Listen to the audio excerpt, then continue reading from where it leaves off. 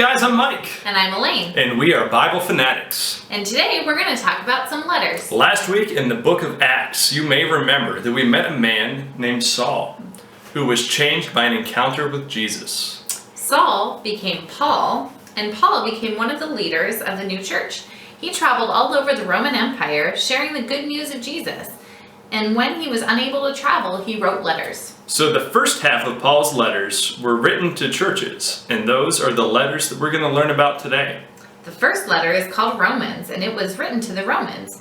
This is the longest of Paul's letters, and it was written to share God's plan of salvation for the world. Rome was a powerful city ruled by an emperor who controlled a mighty army. So let's give a salute when we remember Romans. The next two letters are the 1st and 2nd Corinthians, written to the church of Corinth.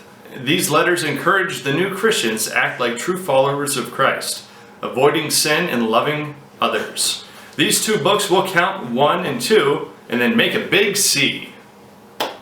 After the letters to the Corinthians comes a letter to the Galatians. So let's turn the big C into a G by turning the lower arm back in to form a G. This is a wonderful letter in which Paul explains that we are saved not by anything we do, but by our faith in Jesus. After Galatians comes Ephesians, a letter to the church of Ephesus. Paul talks about many things in this letter, including why kids should obey mom and dad, and how we need to suit up in a full armor of God. So let's make an E on one hand to remember Ephesians. Next is the letter to the Philippines. You mean Philippians.